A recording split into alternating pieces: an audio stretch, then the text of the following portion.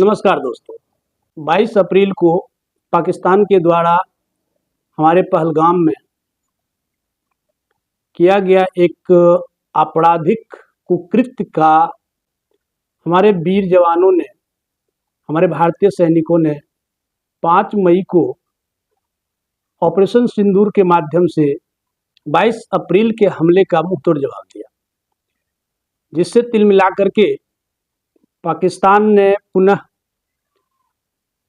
गोलीबारी की, पुनः हमला किया, जिसका लगातार हमारे वीर जवानों ने मुंहतोड़ जवाब दिया और पाकिस्तान को बार बार सबक सिखाया।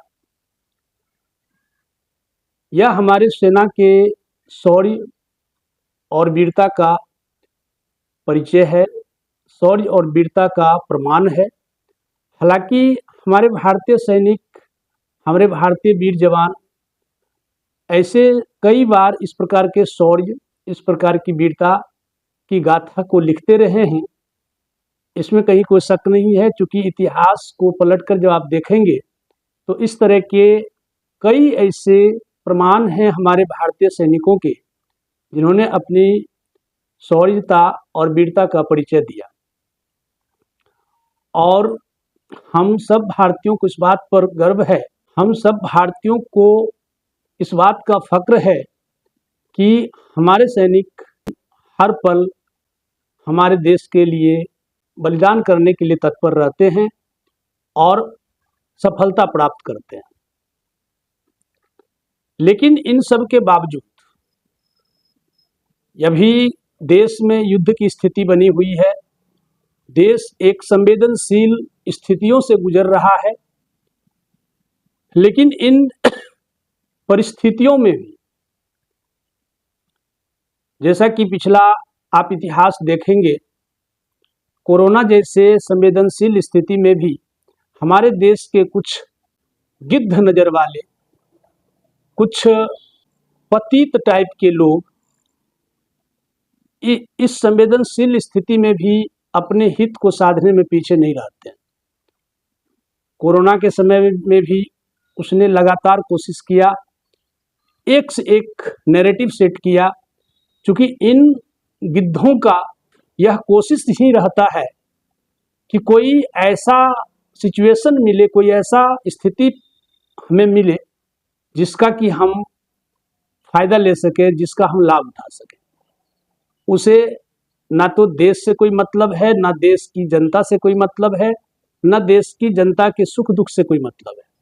उसे बस अपना उल्लू सीधा करना है, चाहे उसके लिए चाहे जिस हद तक गिरना पड़े वो गिर सकता है। तो मेरे कहने का मतलब यही है कि अभी देश संवेदनशील स्थितियों से गुजर रहा है और देश में युद्ध की स्थिति बनी हुई है। तो इस परिस्थिति में भी ये गद्दार, ये पतित टाइप के जो लोग हैं, एक नैरेटिव सेट करेंगे और अफवाहों का बाजार गर्म करेंगे। ये अफवाह में उस हद तक गिर जाएंगे कि जिसकी कोई सीमा नहीं है। तो आप सबसे अपील है, आप सबसे गुजारिश है कि आप ऐसे किसी अफवाह पर बिल्कुल विश्वास ना करें। और खास करके सोशल मीडिया के विभिन्न स्रोतों में, विभिन्न सूत्रों में आप उन्हीं सूत्रों की बातों पर यकीन करें जो आधिकारिक है या जो लीगल है। बाकी बहुत सारे ऐसे चैनल्स हैं, बहुत सारे ऐसे लोग हैं जो उल-जुलूल की बातें बोलेंगे, उल-जुलूल की बातें बताएंगे। ये गिद्ध लोग अपनी सेना के शौर्य पर भी प्रश्न उठाएंगे और यहाँ तक कि अपनी सेना को हारता हुआ भी दिखाएंगे। अर्थात लोगों में अफरा तफरी का माहौल मचाने के लिए, अफरा तफरी का माहौल स्थित पैदा करने के लिए ये लोग कुछ भी कर सकते हैं। इसलिए इन अफवाहों से आप सतर्क रहेंगे। मेरा तो आप लोगों से बस यही अपील है कि आप किसी भी ऐसे न्यूज, किसी भी ऐसे समाचार पर विश्वास ना करें। खास करके जहां जिस न्यूज के माध्यम से आपको ये बताया जा रहा हो कि भारतीय सेना पिछड़ रही है, भारतीय सेना हार रही है, तो डेफिनेट रूप से आप समझ लीजिए तो वहाँ कहीं ना कहीं इन्हीं गिद्धों का बनाया हुआ एक नैरेटिव है। क्योंकि हमें अपने भारतीय सेना और भारतीय नेतृत्व पर पूर्णतः विश्वास है। हमारे भारतीय सेना के शौर्यता पर, वीरता पर पूर्णतः विश्वास है। वो किसी भी परिस्थिति में पीछे हट ही नहीं सकती है। और खास करके अभी तत्कालीन जो हमारे देश का नेतृत्व है, एक मजबूत हाथ में है, एक सजग व्यक्ति के हाथ में, जिसे देश की स्थिति, दिशा और दशा से पूर्णतः मतलब है। वैसे लोगों के नेतृत्व में अभी देश चल रहा है जिसे देश की दिशा और दशा दोनों से बखूबी मतलब है। इसलिए करके ये लोग किसी भी कदम पर, किसी भी कीमत पर पीछे नहीं हटेंगे और किसी भी कीमत पर देश को झुकने नहीं देंगे।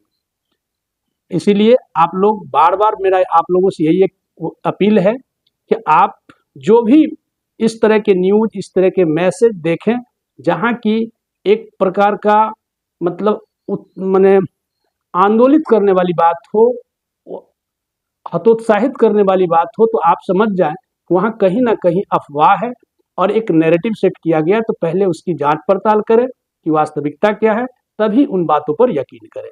और खास करके आधिकारिक चैनलों पर ही विश्वास करें, क्योंकि ये लोग जो भी बताएंगे सही और सटीक बताएंगे।